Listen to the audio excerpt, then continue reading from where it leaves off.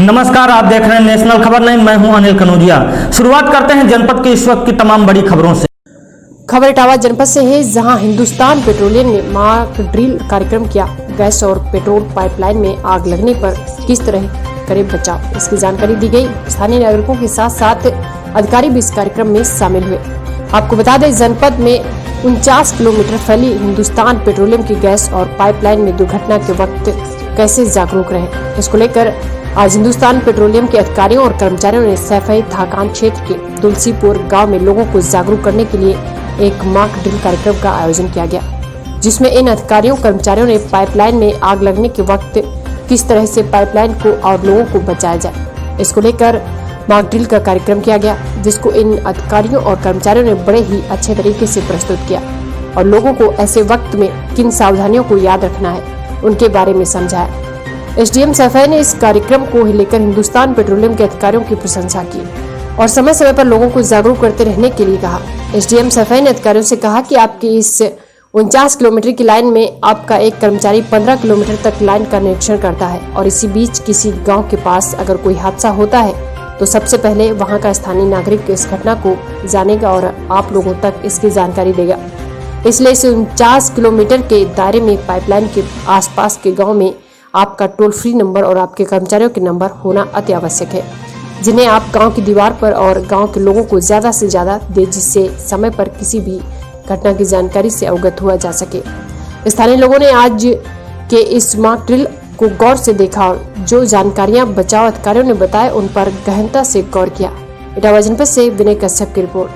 फिर भी जब भी ड्रिल करते हैं या अभ्यास करते हैं तो आकस्मिक से आपदा स्थिति कैसी स्थिति होती है, उसमें सब लोग अपना ध्यान खो देते हैं, कह नहीं सकते किस तरह की कार्रवाई करें। उसके बाद आप लोगों से अनुरोध करेंगे कि इसमें जो लोग कुछ खामियां जरूर रह जाती है, बिना खामियों के कोई काम नहीं होते। जिसके अंदर दिवाकर जी हैं, जरा बताएं, ब्रीफिंग करें कि इन्होंने इस स्थिति को किस प्रकार आंकलन किया और उससे किस प्रकार से पाई।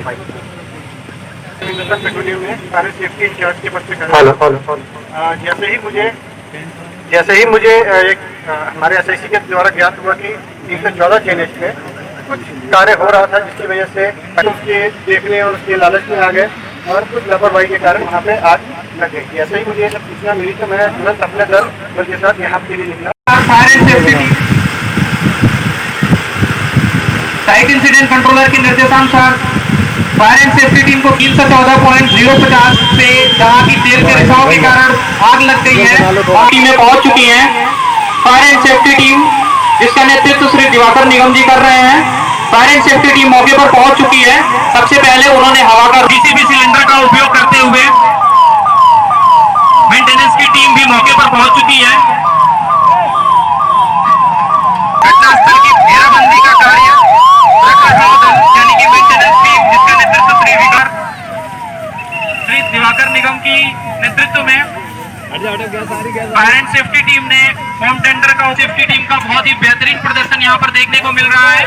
आग पर काबू पाने के लिए फोम मॉनिटर का उपयोग करती हुई, साथ ही साथ मौके पर पहुंची हमारी mutual add member Uttar Pradesh सरकार की अग्निशमन सेवा भी मौके पर पहुंच चुकी है और किसी भी site incident controller Shri Arvind Lal के नेतृत्व में फायर एंड सेफ्टी टीम ने आग पर काबू पा लिया है। आगे की चारों तरफ से घेराबंदी कर दी गई है।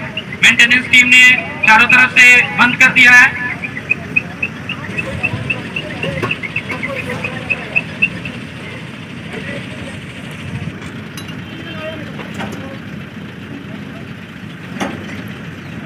इंसिडेंट कंट्रोलर के निर्देशानुसार तीनों टीमों का बेहतरीन तालमेल, सिक्योरिटी देखती हुई किसी भी घायल को अस्पताल पहुंचाने के लिए पूरी तरह तैयार है।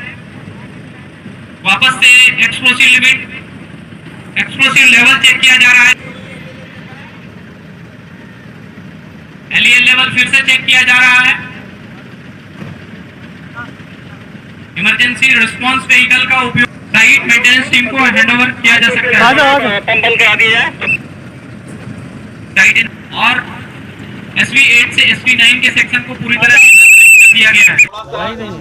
आज सर हिंदुस्तान पेट्रोलियम अपना एक कार्यक्रम प्रस्तुत कर रहा है। आज ये किस तरीके का पूरा कार्यक्रम था? ये एक्चुअली एक यहाँ की जो जनता है या हमारे विभाग है, पुलिस विभाग है, समन्वय उनके संग समन्वय करके एक मॉडल करने का प्रयास किया, जिससे हम लोगों को जागरूक कर सकें कि यदि कोई ऐसी दुर्घटना यहाँ पे हो जाती है, अग्नि की दुर्घटना होती है या चोरी दुर्घटना होती है, तो उस पर किस तरह से काबू पाया जा सकता है या उनकी समझदारी से हम कितनी आसानी से इसको कंट्रोल कर सकते हैं। क्योंकि अगर ये एक ऐसी चीज़ होती है कि अगर ये वहां स्थिति बढ़ जाए, क्योंकि इसकी दुर्घटना एक ऐसी दुर्घटना होती है, यदि इस पर बुझाया नहीं गया और इसने आग पकड़ ली तो तब तक खत्म नहीं होती है, तो प्रोडक्ट पूरा जल नहीं जाता है। उस क्षेत्र उस स्थिति में बड़ा मुश्किल हो जाता है बाद में कंट्रोल करना। तो बस एक प्रयास है हमारा कि हम सबको जागरूक कर सकें कि इसको स्थिति को ऐसे ना बनने दें जिससे किसी की हानि हो, क्योंकि इसकी जब भयावह लपट होती है तो स्थिति डिजास्टर भयंकर होता है, तो उस पर कंट्रोल करने का प्रयास था। हाँ सर, एक चीज़ देखी गई सर मुख्यतः 4 टीम होती हैं हमारी। पहली होती है जो मौके पर पहुंच करके तुरंत फायर पे कंट्रोल करने का प्रयास करती है। दूसरी टीम होती है वो मेंटेनेंस काम करती है कि अगर दुर्घटना का कारण जान करके कि वहाँ लीकेज हुई है, चोरी हुई है या छेद किया गया है, तो उसे मरम्मत करके दूसरी टीम होती है।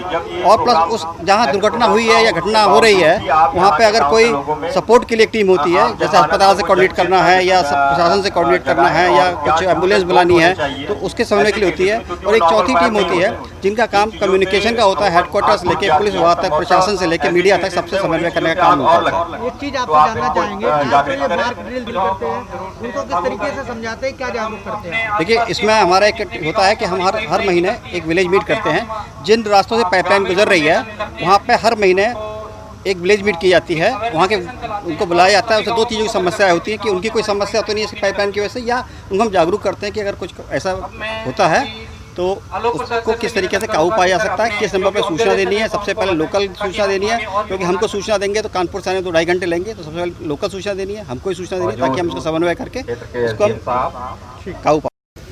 हिंदुस्तान पेट्रोलियम कॉर्पोरेशन लिमिटेड की करीब 49 किलोमीटर लंबी लाइन जनपद इटावा से होकर गुजरती है। आज तहसील सैफई के तुलसीपुर गांव में HPCL की तरफ से श्री लाल साहब के नेतृत्व में ये कार्यक्रम रखा गया। कार्यक्रम बहुत ही सराहनीय रहा। इनके द्वारा हमारी क्षेत्र में की जनता को बहुत जागरूक किया गया।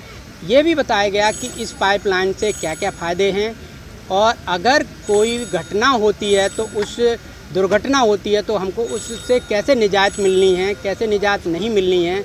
अगर कोई किसी इस पाइपलाइन के अंदर के किसी भी प्रकार की चोरी करता है तो किन किन नियमों के तहत उसको सजा दी जाएगी, ये सारी जानकारी हमारे क्षेत्र की जनता को दी है। और हमारी क्षेत्र की जनता ने आश्वासन भी दिया इस बात का कि हम आपके साथ में इस प्रकार की कोई घटना होती है तो हम आपको पूर्ण रूप से पाइपलाइन वालों के कर्मचारी अधिकारियों को सहयोग देंगे।